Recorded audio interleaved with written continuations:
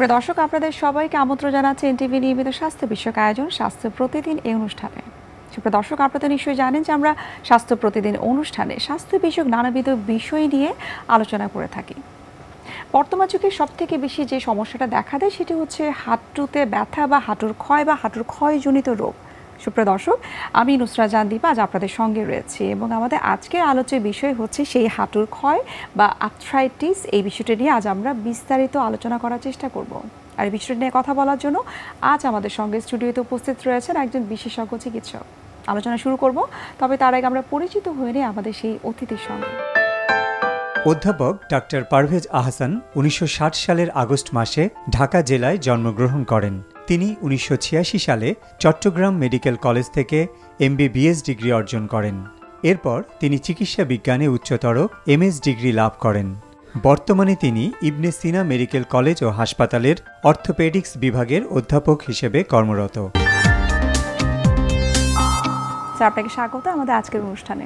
ধন্যবাদ ডক্টর নুসরাত আজকের অনুষ্ঠানে আমন্ত্রণের জন্য। স্যার, বর্তমানে অনেকের ক্ষেত্রেই কিন্তু দেখা যাচ্ছে যে হাঁটুতে ব্যথা হচ্ছে এবং পরবর্তীতে টেস্ট করার পরে সেটি ডায়াগনোসিস হচ্ছে যে তার হাঁটুর ক্ষয় বা অস্টিও আর্থ্রাইটিস। এই অস্টিও আর্থ্রাইটিস কি? বয়সের কারণে হোক বা ওজনের কারণে হোক একটা পর্যায়ে হাঁটুর কিছু ক্ষয় হয়। সে ক্ষয়টা হচ্ছে হাঁটুরকে কভার করে, বিশেষ করে ফিমারের নিচের অংশে এক ধরনের কার্টিলেজ বা নরম আস্থি থাকে। এটা বয়সের কারণে বা অতিরিক্ত ইউজের কারণে হোক এটা ক্ষয় হয়। তো প্রথমে এটা অল্প ক্ষয় হয়, তারপরে আস্তে আস্তে এটা বেশি ক্ষয়ের দিকে যায় এবং যখন বেশি ক্ষয়ের দিকে যায় তখন হাঁটু একটা পর্যায়ে অকার্যকর হয়ে যায়। এই জিনিসটাই হচ্ছে টোটাল অস্টিওআর্থ্রাইটিস। এবং অস্টিওআর্থ্রাইটিস আমরা সাধারণত 3টা গ্রেডে ভাগ করি: অল্প, মাঝারি বা বেশি। ইংরেজিতে যাকে বলে মাইল্ড, মডারেট বা সিভিয়ার।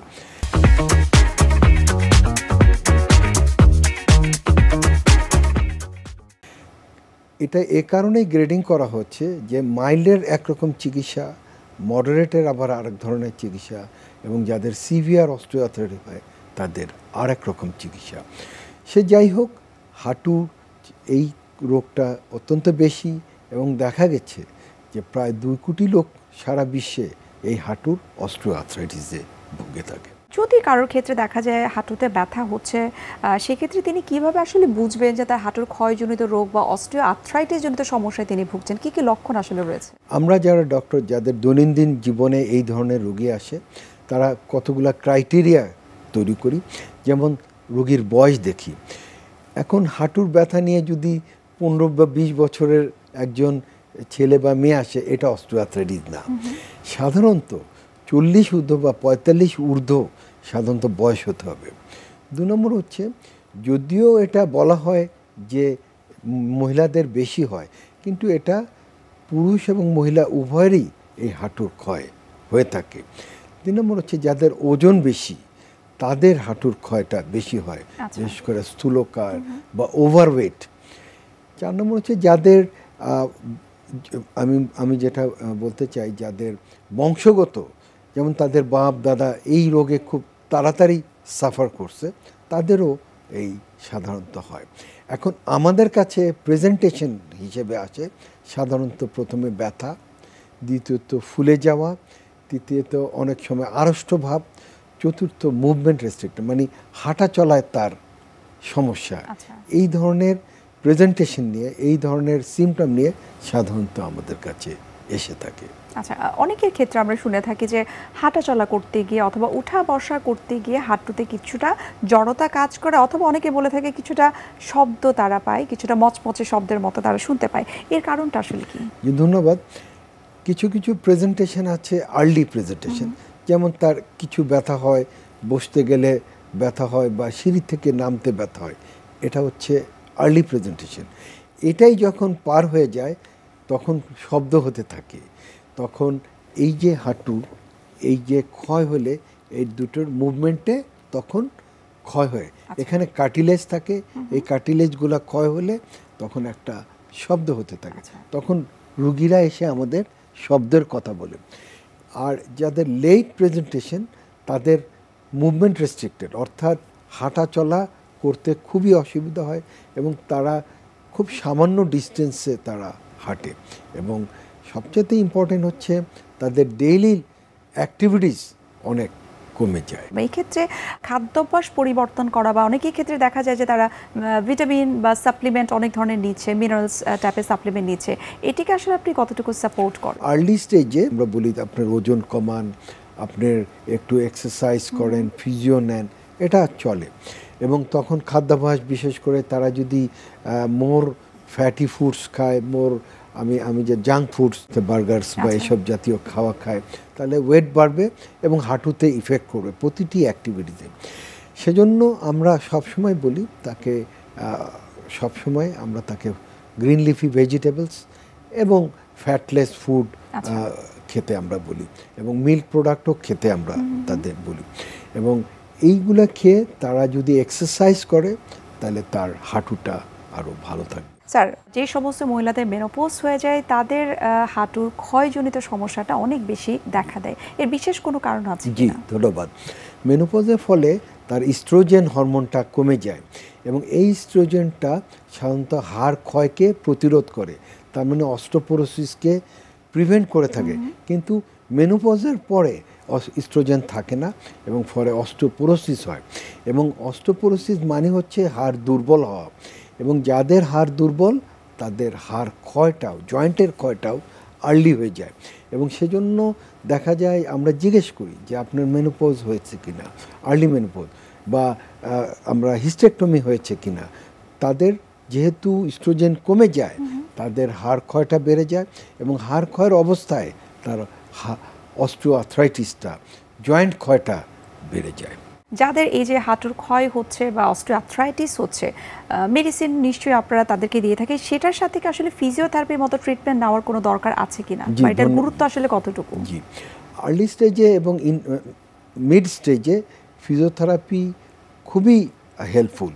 সাধারণত কি হয়, যাদের ব্যথা শুরু হয় তারা তখন এক্সারসাইজ করে না, তারা হাঁটা চলা কমে আসে এবং তাদের মাসল ওয়াস্টিং হয়ে যায়, মাংস, এবং তারা হাঁটতে পারে না। যখন হাঁটতে চায় তখন আরও ক্ষয় বেশি হয়। সেজন্য ফিজিও যদি মেডিসিনের সাথে অ্যাড হয় তাহলে মাসল পাওয়ারটা বাড়ে এবং তাদের মুভমেন্টটা ইজি হয়। সেজন্য আমরা যখনই আর্লি এবং ইন্টারমিডিয়েট স্টেজে সবসময় আমরা বলি যে আপনি যে ওষুধই খান আপনি ফিজিও নেন, movement, mobilising exercise, muscle strengthening exercise, এগুলাকে আমরা রোগীকে উৎসাহিত করি। আচ্ছা, যাদের হাঁটুর ক্ষয় বা অস্টিওআর্থ্রাইটিস যাদের রয়েছে, আপনি বলছিলেন যে ফিজিওথেরাপি খুব গুরুত্বপূর্ণ ভূমিকা পালন করে। এই ফিজিওথেরাপি বা এক্সারসাইজগুলো আসলে কতদিন করতে হয়? অনেকের ক্ষেত্রে দেখা যায় কিছুদিন করে তারপর বন্ধ করে দেয়। যেহেতু এটা দীর্ঘমেয়াদী রোগ এবং এন্ড স্টেজ অনেক দিনের, সেহেতু আমরা দীর্ঘমেয়াদী রিহ্যাবিলিটেশন করার কথাই বলি। যদি সে ফিজিওথেরাপি সেন্টারে না যেতে পারে, আমরা সব সময় তাকে অ্যাডভোকেট করি আপনারা বাসায়, আপনারা জিমে গিয়ে দৈনন্দিন এই এক্সারসাইজ করেন। তার মানে হচ্ছে এই ফিজিওথেরাপিটা দীর্ঘদিন তার করতে হবে, এটা কখনো স্টপ করার মতো জিনিসটা, আনটিল আনলেস তার তীব্র ব্যথা শুরু হয়ে যায়। সেই সাথে আপনি বলছিলেন যে আসলে যে ওজন নিয়ন্ত্রণ রাখাটা অনেক বেশি গুরুত্বপূর্ণ। জি, ডেফিনেটলি। সব সময় আমরা বলি যাদের স্থূলতা বেশি, যাদের ওভারওয়েট, তাদের অস্টিওআর্থ্রাইটিস খুব আর্লি হয় এবং সেজন্য সবসময় তাকে আমরা বলি যে ওজন নিয়ন্ত্রণ করা। ওজন নিয়ন্ত্রণের আমরা যে অ্যাডভাইসটা দিই সেটা হচ্ছে খাদ্যাভ্যাস পরিবর্তনের কথা আমরা বলি এবং এক্সারসাইজের কথা বলি। আমরা ডায়েট চার্টটা সবসময় আমরা মেনটেন করতে পারি না, কিন্তু সবসময় আমরা তাদের বলি যে আপনারা সীমিত কার্বোহাইড্রেট, সীমিত ফ্যাট দিয়ে আপনারা ফুড প্রোডাক্টস, যেটা আমরা গ্রিন লিফি ভেজিটেবলস দিয়ে আপনারা সবসময়, অর্থাৎ সুষম খাবার গ্রহণ করতে হবে, সবগুলো খাবারের মধ্যে ব্যালেন্স থাকতে হবে।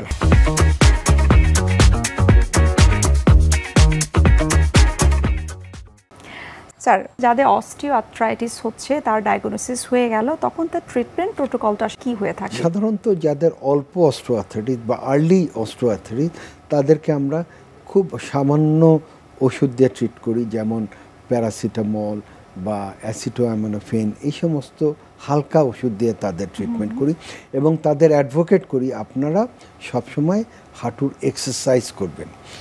দ্বিতীয়ত যখন আমাদের আরেকটু তীব্র ব্যথা নিয়ে আসে, যাদের হাঁটুর ইনফ্লামেশনটা একটু বেড়ে যায়, তখন তাদের আমরা অনেক সময় non steroidal anti inflammatory drug দিই, কিন্তু এটাও সীমিত। কারণ আমরা যদি দীর্ঘমেয়াদী non steroidal anti inflammatory drug দেই তাহলে তার কিছু সমস্যা দেখা যাবে, যেমন তার গ্যাস্ট্রো আলসার হতে পারে, তেমন কিডনিতে সমস্যা হতে পারে, পা ফুলে যেতে পারে, মুখের রুচি নষ্ট হতে, নানাবিধ সমস্যা শুরু হয়। কই এক হাঁটুর ব্যথা তার সমস্যা আরও বেশি বেড়ে যায়। অনেক সময় রুগী এরকমও হতে বলে যে আমার শুধু হাঁটু ব্যথা শেষ হলো কিন্তু আমার গ্যাস্ট্রিকের ব্যথা শুরু হলো, বা আমার কিডনি সমস্যা আরও তীব্র হয়ে যায়। সেজন্য আমরা সাধারণত ব্যথার ওষুধ খুব কম দেই, সীমিত সময়ের জন্য দিই। যদি এটাও কাজ না করে তাহলে আমরা কি করব? আমরা অনেক সময় হাঁটুতে ইনজেকশন ব্যবহার করি, স্টেরয়েড ব্যবহার করি। এটাও একবার কি দুবারের বেশি আমরা দিই না। এটাও একটা ইন্টারন্যাশনাল মডেলিটি আছে, কিন্তু এটা অবশ্যই বছরে একবার কি দুবারের বেশি দেওয়া যাবে না। তৃতীয়ত যখন ফেল করে আরও কিছু আধুনিক চিকিৎসা বাংলাদেশে শুরু হয়েছে, যেমন পিআরপি অনেকে ভোট করে বা স্টেম সেল থেরাপি অনেক সময় অ্যাডভোকেট করে। বিশেষ করে এটা তাদেরই হেল্পফুল যাদের কোমরবিডিটি, যেমন তাদের কিডনি সমস্যা বা হার্টের সমস্যা আছে, যারা অপারেশনে কখনই যেতে পারবে না তারা। কিন্তু একটা পর্যায়ে আছে যে সময় এন্ড স্টেজ, যে সময় কোনো ওষুধে কাজ করবে না, ফিজিওতে ব্যথা শুরু হবে, পিআরপিতেও কোনো আউটপুট নাই, তখন আমরা সবসময় বলি যে আপনার এই মুহূর্তে আপনার একটাই চিকিৎসা, সেটা হচ্ছে প্রতিস্থাপন সার্জারি বা নি রিপ্লেসমেন্ট সার্জারি আপনার করতে হবে। স্যার, অস্টিওআর্থ্রাইটিসের ক্ষেত্রে পিআরপি খুব গুরুত্বপূর্ণ ভূমিকা পালন করে এবং সেটি আমরা জানি যে অ্যাডভান্স লেভেলে খুব একটা কাজ করে। এটা প্রাথমিক স্টেজে এটি কাজে লাগে বোধহয়, সেই বিষয়ে একটু জানতে চাই। পিআরপি সাধারণত শরীর থেকে রক্ত নিয়ে সেটাকে সেন্ট্রিফিউজ করে।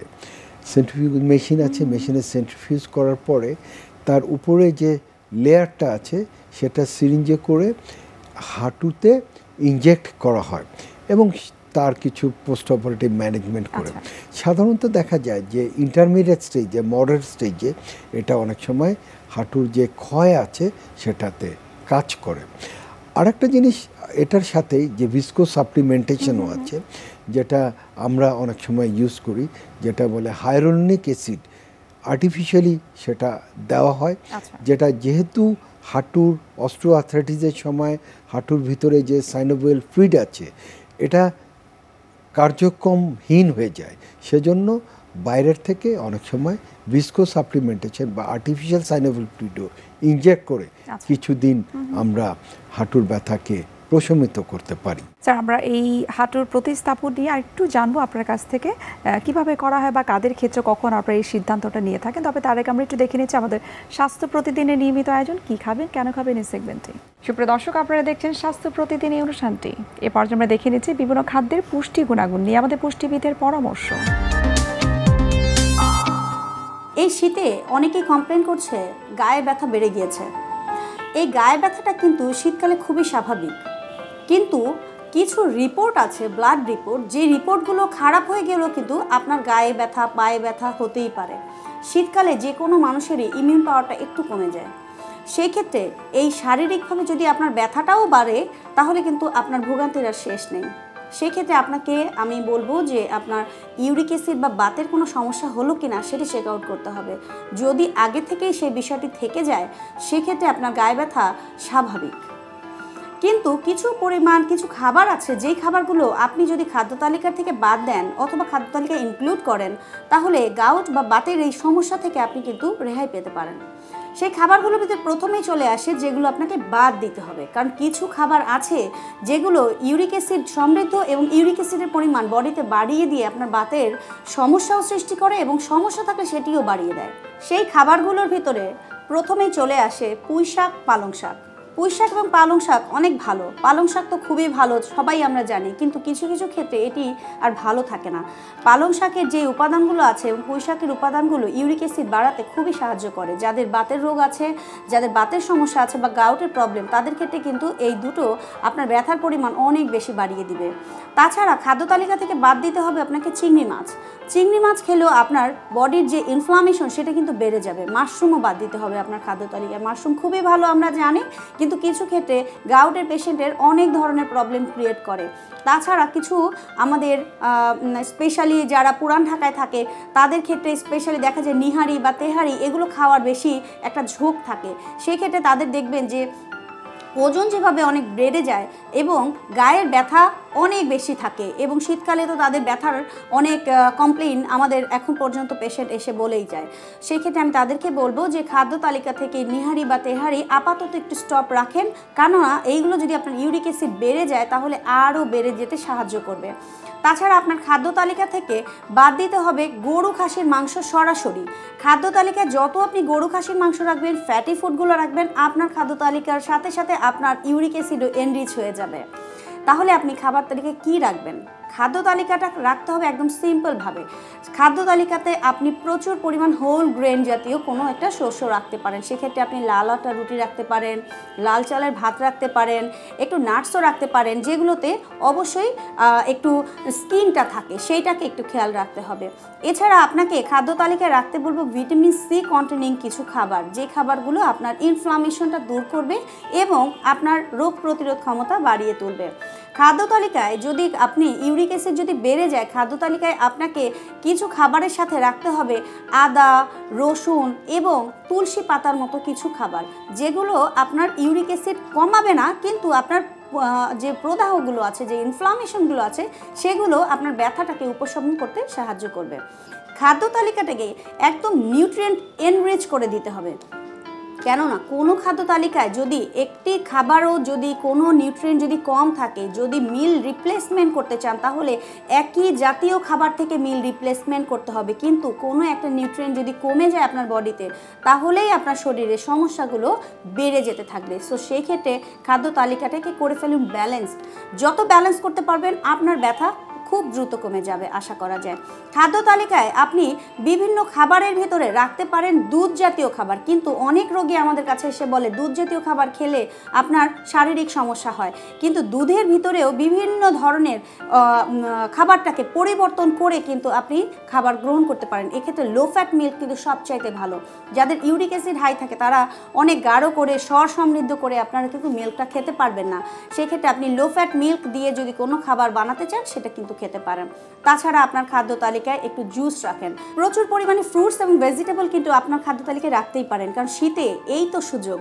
চারপাশে অনেক ধরনের কালারফুল সবজি আছে, সেই সবজিগুলো রাখেন, তবে রাখবেন না আপনি ফুলকপি, বাঁধাকপির মতো খাবারগুলো, কারণ এই খাবারগুলো অনেক সময় অনেক পেশেন্টের ইউরিক অ্যাসিড বাড়িয়ে দেয় এবং ইনফ্লামেশনটা বাড়িয়ে দেয়। খাবার তালিকাতে আপনাকে ভিটামিন বি কমপ্লেক্সগুলো রাখতে বলবো। বি কমপ্লেক্সযুক্ত খাবারগুলো খেয়ে, ভিটামিন সি এবং জিঙ্ক সমৃদ্ধ খাবারগুলো খেয়ে আপনার বডিটাকে আপনি সতেজ এবং উৎফুল্ল রাখুন। স্যার, হাঁটুর প্রতিস্থাপনটা আপনারা কখন সিদ্ধান্ত নিয়ে থাকেন যে কোনো একটা রোগীর ক্ষেত্রে আসলে বিকল্প আর কোনো চিকিৎসা নেই, হাঁটুর প্রতিস্থাপনই করতে হবে? এই বিষয়ে একটু জানবো। হাঁটুর প্রতিস্থাপন এটি পদ্ধতি যেখানে এন্ড স্টেজ আর্থ্রাইটিস বা যখন মেডিসিন, ফিজিওথেরাপি, পিআরপি বা সব মেথড ফেল করে তখন আমরা হাঁটুর প্রতিস্থাপনে চলে যাই। অপারেটিভ ট্রিটমেন্ট যেটা বর্তমান যুগে খুবই পপুলার। তাহলে এই অস্ত্রোপচার বা এই প্রতিস্থাপন সার্জারিটা আমরা কেন করি? আজকের যুগের মানুষের গড় আয়ু অনেক বেড়ে গেছে। দেখা যায় যে 50 বা 60 বছর পর্যন্ত আমরা ওরাল ট্রিটমেন্ট বা ফিজিওথেরাপি দেওয়া চলে যেতে পারি, কিন্তু একটা পর্যায়ে আসে তখন তার আর সব ট্রিটমেন্টে কোনো কাজ হয় না। তখন আমরা ডিসিশন নিই, কারণ আমাদের এই পেশেন্ট বা এখনও কার্যক্ষম আছে হাঁটুটা ছাড়া, তখন আমরা প্রতিস্থাপন সার্জারি ডিসিশন নিই।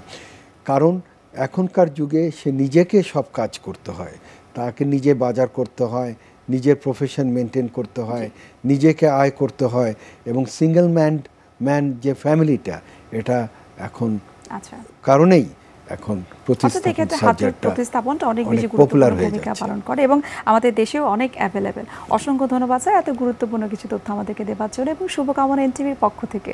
ধন্যবাদ। সুপ্রিয় দর্শক, এতক্ষণ আপনারা দেখছিলেন এনটিভি নিয়মিত স্বাস্থ্য বিষয়ক আয়োজন স্বাস্থ্য প্রতিদিন অনুষ্ঠানটি। এই পর্যায়ে আমরা দেখে নিচ্ছি আমাদের আগামী পর্বে কি থাকছে।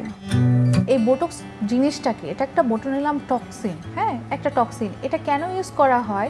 এটা কোনো ধরনের ভাঁজ পড়লো, হ্যাঁ এটা শুধুমাত্র ত্বকের যে ভাঁজের ক্ষেত্রে ইউজ করা হয় সেটা না, অনেক কাজেই ব্যবহার করা হয়। আমি আগে ত্বকের ক্ষেত্রেটা বলে আসি।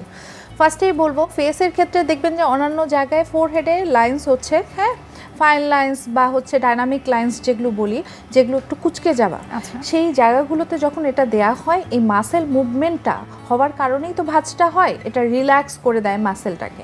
যখন রিল্যাক্স করে দেয় তখন এটা টান টান দেখা যায়।